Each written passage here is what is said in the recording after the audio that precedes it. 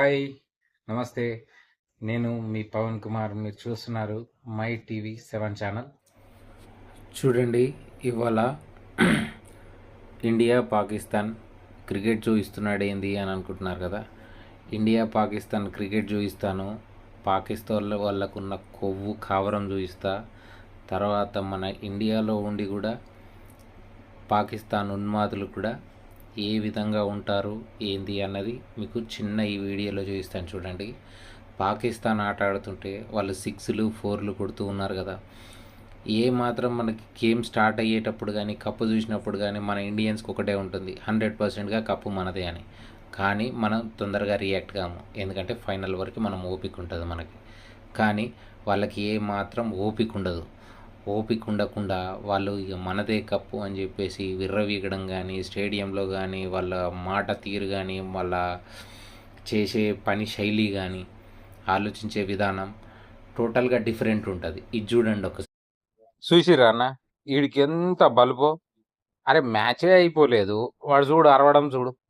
వీడు అరసుడిని చూసి అందరు విచిత్రంగా వీడికి ఏం పాగలు పట్టిందా అనుకున్నారు. అంత లోపల ఒక లేడీ చూడు, అరే ఇద్దరు కోసే కూర్చాపుకోరా నాయన, మ్యాచ్ అయిపోయి అన్నది. మ్యాచ్ అయిపోయిన తర్వాత చూడాడు ముఖం.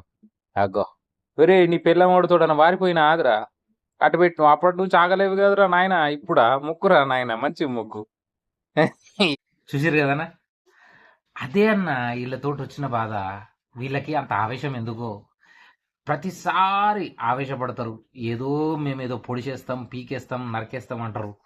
లాస్ట్కి వచ్చేసరికి ఆడ ఏమీ ఉండదు.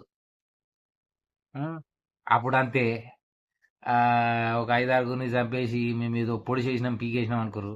దాని తర్వాత మన మోదీ ఇచ్చిన దెబ్బకి నీ యొక్క ఇప్పుడు కూడా ఊపిరి తిప్పుకోలే.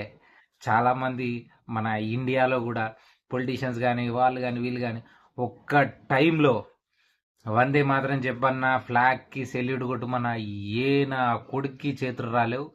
ఈ ఒక్కసారి మోదీ ఇచ్చిన షాక్కి దెబ్బకి ప్రతి ఓడు మా దేశం, మేమెందుకు సెల్యూట్ కొట్టాం, మేమెందుకు వందే మాత్రం వాడం, మేము జనగణ ఎందుకు వాడం. జస్ట్ మీరు ఆలోచించండి, థియేటర్లో మూవీ థియేటర్లలో జనగణ మన వచ్చినప్పుడు కానీ వందే మాత్రం వచ్చినప్పుడు కానీ కనీసం లేచి నిలబడేటోళ్ళు కాదు, కనీసమైన జాతీయ గీతానికి రెస్పెక్ట్ ఇచ్చేటోళ్ళు కాదు. కానీ మోదీ ఇచ్చిన దెబ్బకి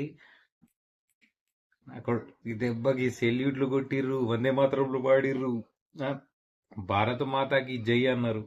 దానికి ముందు మీరెవరు చెప్పేది, మీరేంది చేసేది, మా ఇష్టం ఉంటే మేము పాడతాం, లేకుంటే లేదు అన్నారు. అట్లాంటి వాళ్ళని కూడా సరిదారిలో పెట్టిన మన మోదీ గారికి హైడ్స్ ఆఫ్. అట్లనే జై హింద్.